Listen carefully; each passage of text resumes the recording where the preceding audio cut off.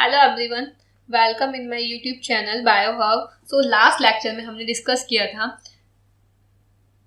Virus and prions के बारे में हमने डिस्कस किया था। So now we will discuss about viral diseases. ठीक है, वायरस से कौन कौन सी डिसीज होती हैं, प्लांट्स में कौन सी डिसीजेस होती हैं एंड एनिमल्स में कौन सी डिसीजेस होती हैं और आपकी प्रियॉन से कौन सी डिसीज होती हैं, इन सब के बारे में अच्छे से डिस्कस करेंगे।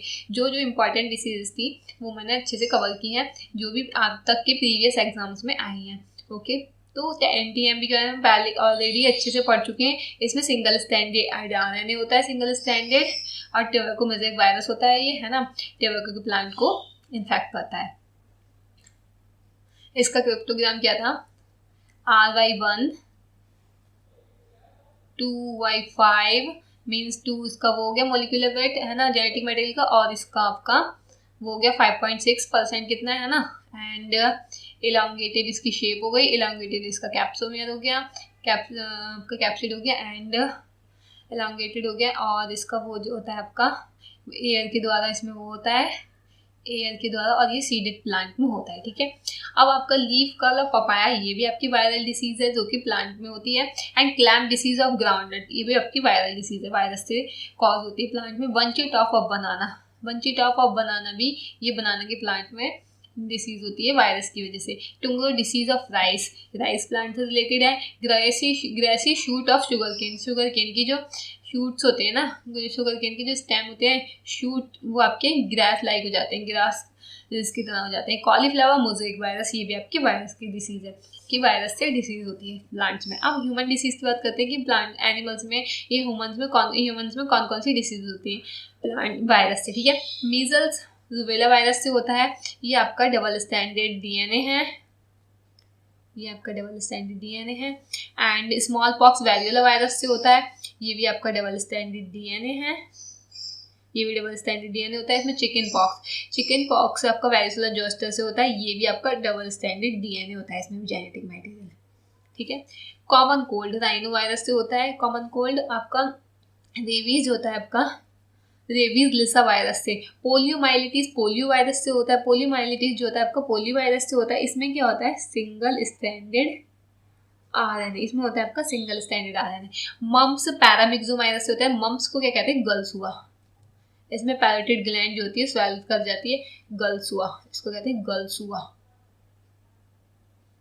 पैरामिक्सोवायरस से होता है एड्स एचआईवी से होता है, एचआईवी जो कि रेट्रो वायरस है एक, एड्स होता है आपका एचआईवी से जो कि एक रेट्रो वायरस है। ठीक है, रानीखेत डिसीज जो होती है आपकी, ये एनिमल से रिलेटेड है, पॉलिट्री वो उसमें हो जाती है, मुर्गियों के उसमें है ना, पॉलिट्री में हो जाती है, मुर्गी पालन में होती है ये रानीखेत डिसीज। ओके, ये मुर्गियों से संबंधित डिसीज है।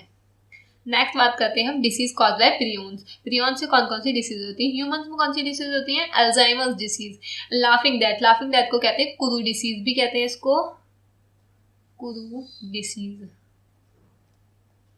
ठीक है, क्रूट्सफेल्ड डिसीज होती है आपकी, ये भी क्रूट्सफेल्ड जैकब डिसीज भी आपकी इसमें प्रियॉन्स में होती है ह्यूमंस में। और प्रियॉन्स का तो आपको पता ही है ना क्या होता है, इसमें इन्फेक्शियस प्रोटीन्स भी कहते हैं इसको, क्योंकि हमने इसका लास्ट लेक्चर में अच्छे से डिस्कस किया था। इन्फेक्शियस प्रोटीन होते हैं ये प्रियॉन्स जो होते हैं आपके, इनमें ओनली क्या होता है, प्रोटीन होता है, प्रोटीन्स, इन्फेक्शियस प्रोटीन्स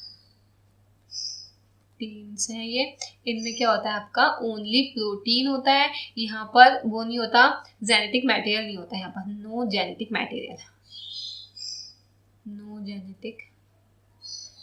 कैटल्स में मैड काउ डिसीज हो जाती है, बोवाइन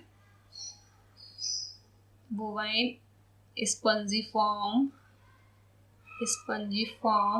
इंसेफेलाइटिस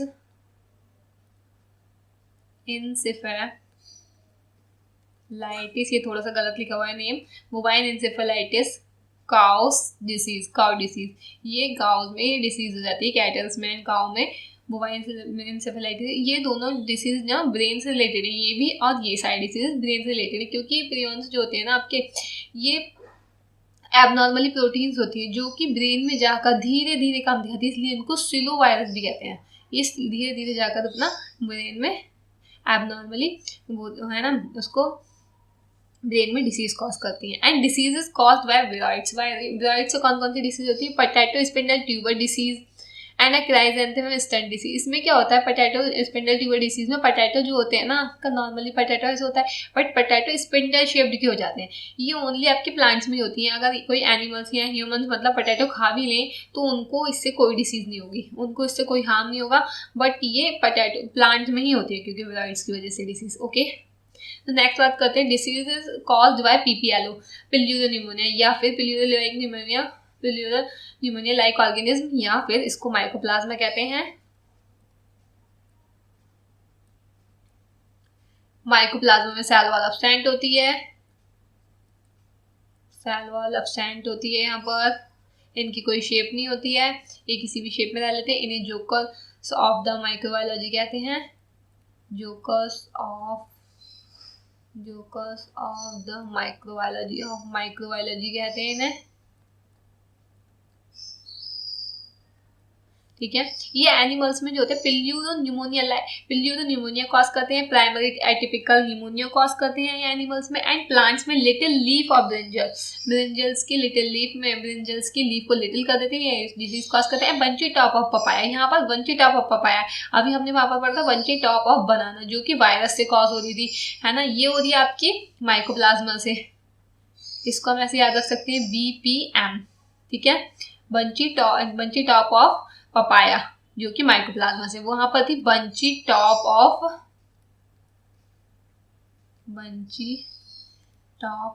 बनाना जो कि आपकी किससे कॉज हो रही थी, वायरस से। इसको आप VV से याद रख सकते हैं ना, VV से याद रख सकते हैं क्योंकि इनमें थोड़ा कंफ्यूजन है। Big bird in tomato, London sewage disease in brinjal and tomato mulberry dwarf, ये सब डिसीज आपकी माइकोप्लाज्मा से कॉज होती है। ठीक है, माइकोप्लाज्मा से कॉज होती है जो कि सबसे मतलब स्मॉलेस्ट ऑर्गेनिज्म है, ये स्मॉलेस्ट ऑर्गेनिज्म भी है। ठीक है, तो ये आपकी हो गई सारी डिसीजेज जो जो इम्पोर्टेंट थी। नेक्स्ट लेक्चर में अब हम किसी न्यू टॉपिक के साथ आएंगे एंड आपका माइक्रोबायोलॉजी इसी के साथ होता है कंप्लीट। जो भी इम्पोर्टेंट कॉन्सेप्ट थे मैंने इसमें सारे कवर किए करने की कोशिश की है। आई होप कि आप लोगों को मेरा लेक्चर अच्छा लगा होगा। सो नेक्स्ट लेक्चर में मिलते हैं किसी नए टॉपिक के साथ। Thank you, bye bye.